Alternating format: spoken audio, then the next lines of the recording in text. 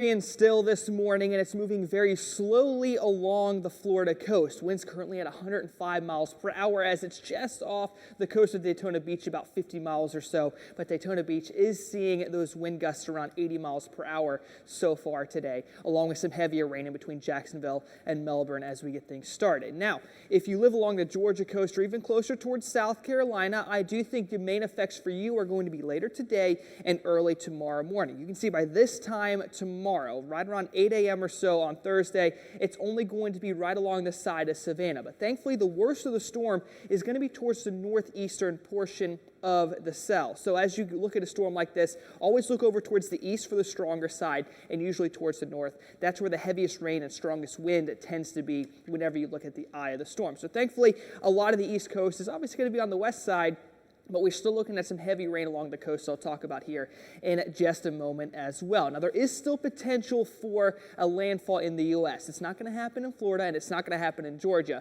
But in an area like South or North Carolina, the eye could potentially make landfall in between Myrtle Beach and the Outer Banks. I think it's much more likely to occur closer towards the Outer Banks or Kill Devil Hills, mainly because they stick out so far versus South Carolina, and it looks like it's right in the middle of where that current track is. So let's take a look at some other models out there and show you that they're basically uniform. We don't see this very often. There's not too many outliers, and the reason why is because we have two very strong centers of high pressure on the upper levels, and that's going to help force the storm really in between those two highs. That also could bring it closer towards North Carolina, though, for that impact. Now, again, there's quite a few that have it off the coast, but plenty that have it going right through the Outer Banks.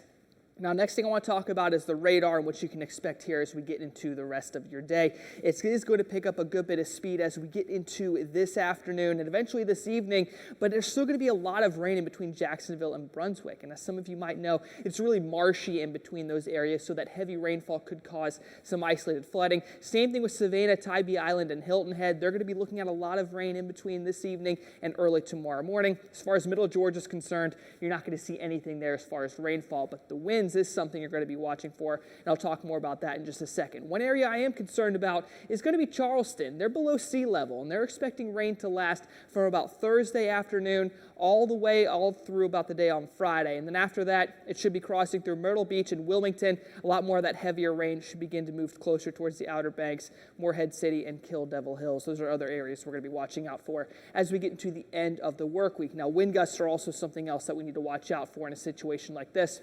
You can see 74 miles per hour in the red. That's going to be hurricane force winds. Those are going to be possible along Tybee Island. I don't really think so much Brunswick, but as you look at South and North Carolina, that red circle is really going to be moving through those areas. So Myrtle Beach into Wilmington and eventually along the coast could be seeing very strong winds for an extended period of time as we get into Thursday and Friday. Now locally, still going to be expecting some stronger wind gusts. In fact, as high as 20 to 30 miles per hour, but we're only looking at wind advisories for a few of our southern counties closer towards Telfair, Wheeler, Montgomery, Toombs County. Those areas are going to be dealing with those stronger winds for the day today. And now here's going to be a quick look at your fish and game